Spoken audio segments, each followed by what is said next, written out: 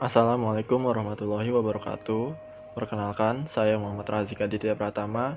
Kali ini saya akan menjelaskan mengenai rekayasa genetika berdasarkan jurnal dengan judul Jantanisasi ikan cupang dengan 17A metil testosteron melalui perendaman larva.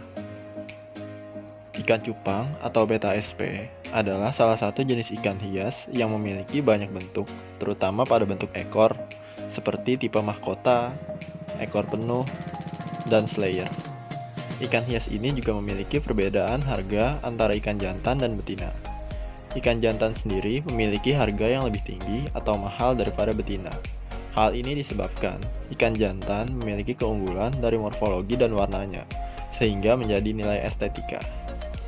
Ikan betina memiliki warna yang kurang menarik, perut gemuk, serta sirip ekor dan sirip anal pendek, sehingga harga jual ikan betina lebih rendah dari ikan jantan.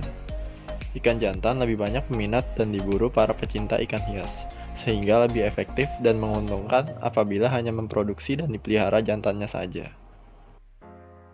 Upaya yang dapat dilakukan untuk meningkatkan populasi jantan ikan cupang adalah melalui seks reversal dengan teknik jantanisasi ikan. Metode seks reversal ini merupakan suatu teknologi untuk membalikan arah perkembangan kelamin menjadi berlawanan. Teknik tersebut dapat dilakukan untuk memperoleh populasi monoseks jantan yang dapat mengubah fenotip ikan tetapi tidak mengubah genotipnya. Salah satu caranya adalah dengan penggunaan hormon steroid pada ikan yang belum terdiferensiasi jenis kelaminnya. Penggunaan hormon merupakan metode langsung yang dapat diterapkan dalam memperoleh populasi monoseks. Teknik jantanisasi diantaranya adalah dengan pemberian hormon androgen. Salah satu jenis hormon yang sering digunakan adalah 17A metil testosteron atau MT. Penelitian ini dilakukan menggunakan bahan-bahan yaitu larva ikan cupang, cacing sutra, daphnia, air tawar, 17A metil testosteron, dan garam ikan.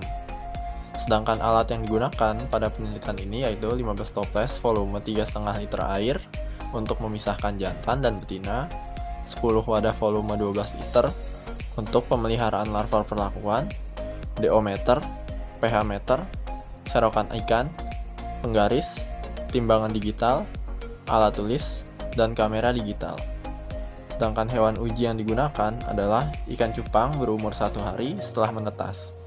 Setelah usia 20 hari, dilakukan sampling pada tebar 15 ekor menggunakan wadah plastik dengan volume ukuran 3,5 liter air.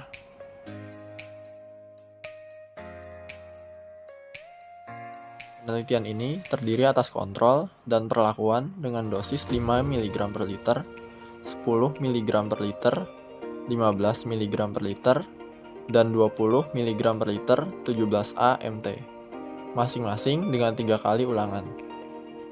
Perlakuan yang dilakukan pada penelitian kali ini berupa larva cupang hasil perendaman dengan hormon 17A MT diberikan pada larva sejak berumur 1 hari setelah menetas selama 24 jam. Larva yang digunakan dalam perlakuan ini sebanyak 15 ekor per wadah plastik bervolume 3,5 liter. Larva dengan kepadatan 15 ekor per wadah plastik dipelihara hingga berumur 40 hari. Setelah itu, ikan dipelihara setiap ekornya dalam wadah berbeda berupa gelas-gelas plastik bervolume 350 ml hingga akhir pemeliharaan. Pemberian pakan dilakukan 3-4 kali sehari sebanyak 2,5-5 ml daphnia selama 2 minggu. Kemudian, setelah anakan ikan cupang berusia 4 minggu, diberikan pakan cacing sutra sampai sekenyangnya. Penyifonan dilakukan setiap 2 hari sekali. Hasil yang didapat dari identifikasi kelamin ikan uji melalui pengamatan sekunder pada perlakuan 5 mg per liter, 10 mg per liter, 15 mg per liter, dan 20 mg per liter menunjukkan hasil nisbah kelamin jantan masing-masing sebesar 42,22%, 55,56%, 82,22%, dan 100%. Sedangkan pada kontrol adalah 68,89%. Nisbah kelamin jantan pada semua perlakuan berbeda nyata dengan kontrol. Kelamin jantan perlakuan 5 mg per liter tidak berbeda nyata dengan perlakuan 10 mg per liter.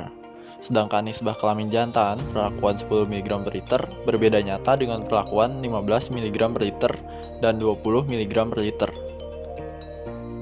Kelangsungan hidup merupakan salah satu parameter yang sangat penting dalam perlakuan jantanisasi ikan cupang. Sebagai indikator apakah bahan yang dipakai memiliki efek negatif yang dapat menyebabkan kematian atau tidak. Data kelangsungan hidup hasil penelitian disajikan pada tabel. Kelangsungan hidup ikan cupang jantan pada akhir penelitian berkisar antara 42,22% pada perlakuan 5 mg per liter hingga 100% pada perlakuan perendaman 20 mg per liter.